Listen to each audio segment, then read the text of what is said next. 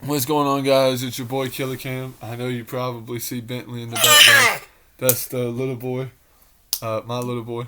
Um, you gotta excuse him. He wanted to come in here and watch Dad record. So if you don't like, I hate to say it, if you don't like the fact that he's in here, just click off the video. But he's in here to help me review this show. Royal Rumble 2013. I hate when they do these. I hate when they do spoiler covers. Yes, The Rock beat CM Punk on this night and ended his 434-day title reign. But don't spoil it for me on the cover. Even though I've already seen the match and know everything about it, still, don't spoil it, please. 4 matches altogether. Took over a 3-hour show. You had one on the pre-show. You had Antonio Cesaro take on The Miz. I saw it a long time ago. Was not able to find it up here. Did not find it. So, cannot do a review of that match. Does not know what happened. This event took place on January 27, 2013 from the United States Airways Arena in Phoenix, Arizona, with an attendance of about 13,000. The Rumble is always one of the most fun pay-per-views of the year, and it's my favorite. I remember being really excited for the 2013 version, even though I kind of figured that it was going to be John Cena that would win, so they could kind of build up to Rock Cena too. Although I wish they would have done Punk versus Rock versus Cena. That might have been a little bit more interesting. That one might have been a little bit more interesting. That one might have been more interesting, but hey. It was what it was. But, this show opened up with a last man standing match for the World Heavyweight Championship between Alberto Del Rio and The Big Show. And Del Rio had beaten The Big Show a couple weeks earlier on SmackDown to win the world title. Big Show had beaten Sheamus in October of 2012 to win the World Heavyweight Championship. And I had expected him to carry it into WrestleMania. I really did. And be someone like, and be beaten by somebody like Ryback or somebody else. I don't know what I was thinking then, but I just thought, hey, it might work a little bit better. And then Del Rio just beat him on a random SmackDown before the show. And I hated the finish of this match, though. It was really, it had been a finish I had seen before because it happened with John Cena and Batista. But Del Rio duct taped the Big Show's shoes around the ring apron so that he could not get up and answer the count of 10. Very infuriating finish because the match was a really, really strong opener. In fact, I thought it was a 4-star worthy match. The match was very, very a good opener. Big Show was dominant, and Del Rio, despite recently becoming a face, was awesome in the face role. I'm not a fan of rehashing an old finish, however. But it made more sense here than it did in the Batista-John Cena feud because Big Show was more of a threat than Del Rio. So it made a little bit more sense, but I just hate them doing the whole rehashing thing.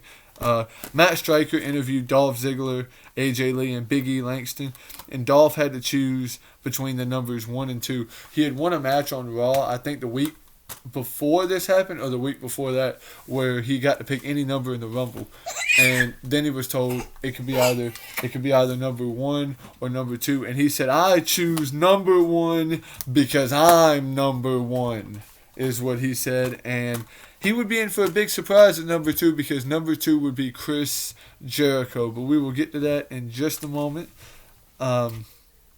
He says he wants to cash in the Money in the Bank briefcase to win the world title, win the Royal Rumble, and then win the WWE title to unify them.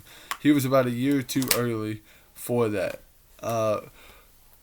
Next up, you would have Team Hell No, which consisted of Daniel, Bryan, and Kane, defending their WWE Tag Team titles against Team Rhodes Scholars, which was Damien, Sandow, and Cody Rhodes.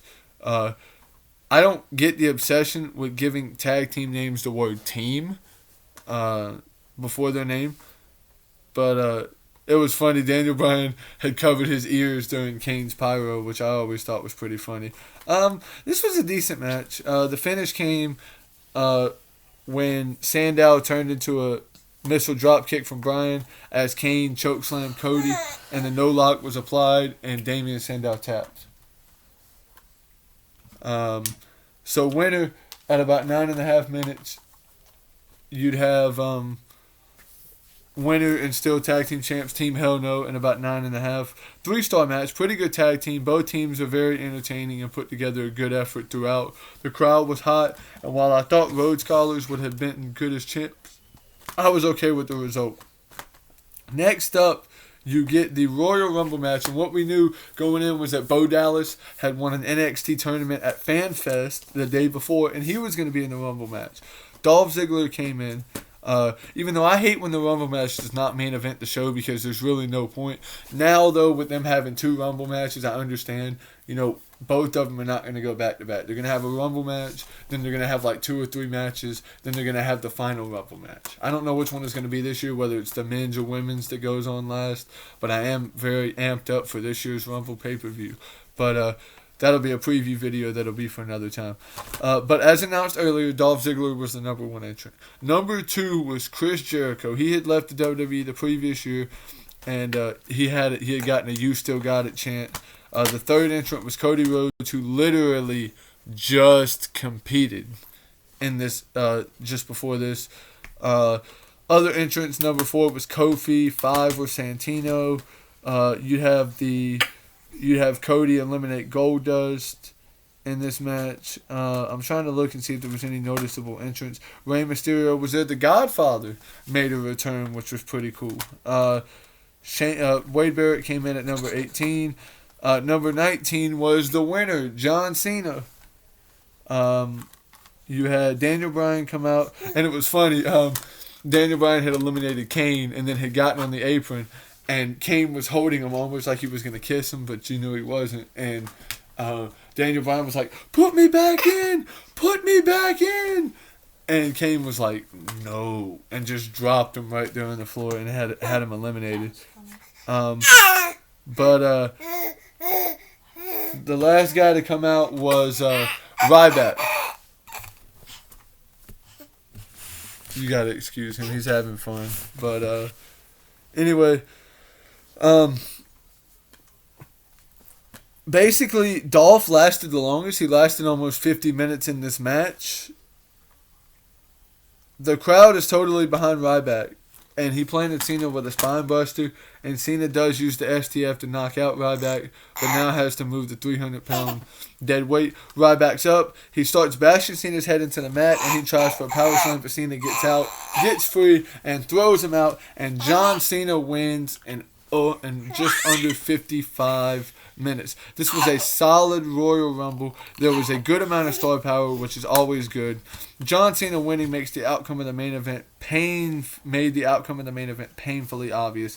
He joined at the time Hogan, HBK, and Austin as 2-time winners. We would since have Randy Orton, Batista, and Triple H would all join that club as 3-time Rumble winners. Next up, the main event. CM Punk taking on The Rock. CM Punk was in the middle of a 400-something day title reign with the title. He had been champion since November of 2011 going into this show. He had been WWE champion.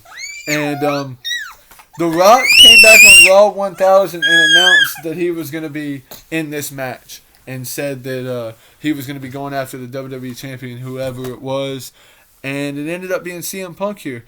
And I like how they did it, because Punk originally won the match, because they said if the Shield interfered in this match, CM Punk would be stripped of the title.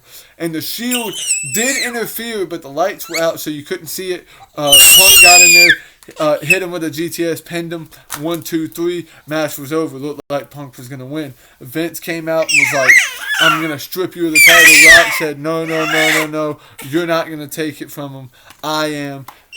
Rock gets in the ring, hits a spine buster, wins with the people's elbow in just under 24 minutes. As a fan, I hated the result. I wanted Punk's title reign to continue, but instead, we headed to twice in a lifetime, which led to the first WrestleMania that I really, really did not care for, and one that I just did not want to see. Honestly, I just did not want to see. The match was solid. The biggest issue is the finish. 434 days down, and you hit it with a people's elbow. He didn't even hit it with a rock bottom. It was the people's elbow. Regardless, this match gets 3.5 stars from me. Pretty decent, all right match. But if I had to grade the overall show, I think I'd give it a 7.5 out of 10.